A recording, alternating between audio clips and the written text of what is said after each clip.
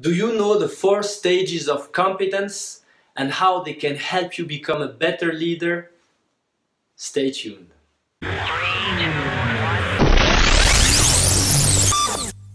The first stage of competence is unconscious incompetence. You are not competent, you lack the skills, but you are not yet aware of it.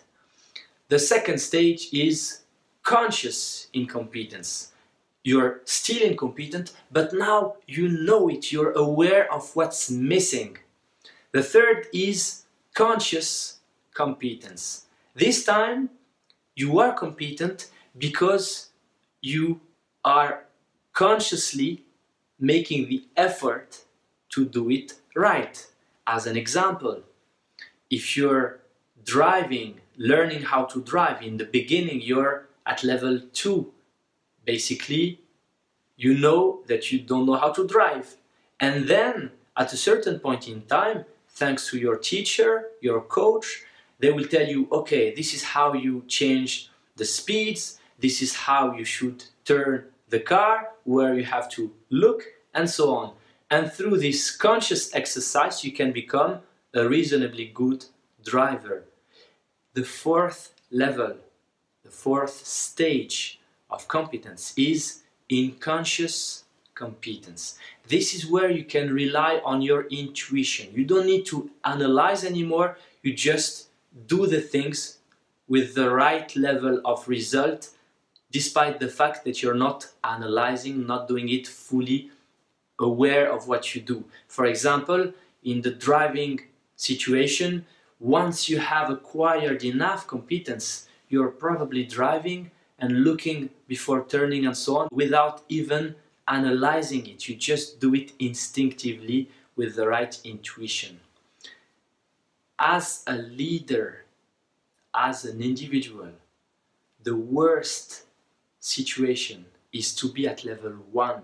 Therefore, it's important for you to see what levers you have to go from I don't know that I'm incompetent to I know that I'm incompetent. Because if you don't know that you're incompetent, you have no chance to improve, no chance to progress. How do you do that? The first lever is self-reflection. If you get the habit to ask yourself for things that matter, what could I have done better? You're more likely than not to identify a couple of skills that you're missing. The first is asking feedback. This is fundamental, and the more you grow in your responsibilities, the more it is important for you to maintain a culture of feedback. Having people that are comfortable telling you feedback. So you have to look for this feedback, and you have in any case to react properly. Feedback is a gift. You cannot throw an excuse at somebody who is offering you a feedback. Very, very important if you want to maintain this culture of feedback.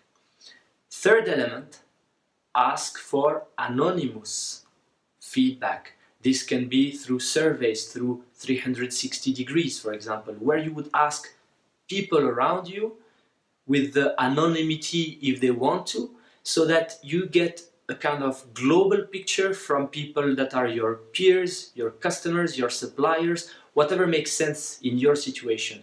And making sure that you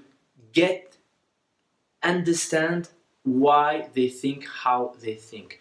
And more likely than not, you will identify a couple of areas where you need to grow, where you thought you were good, and actually you may not be that good. Fourth element, get coached.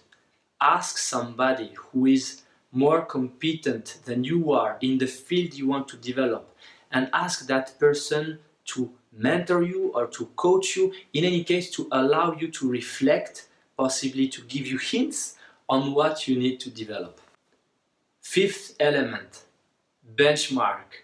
Look outside your circle, look outside your industry, look for other countries, other practices. What can you get from these? And probably you're going to see that some industries, some areas, some countries, some cultures are much better than you are in some specific fields. And you may at that time realize that what you thought was a strong skill of yours is probably not that good, and possibly even realizing that you're not good at all in something you never considered. And finally, get aware of the trends. Sometimes things evolve. If you've been a great leader in the last 2 decades, you may think that you just need to continue. But as things change, so shall you.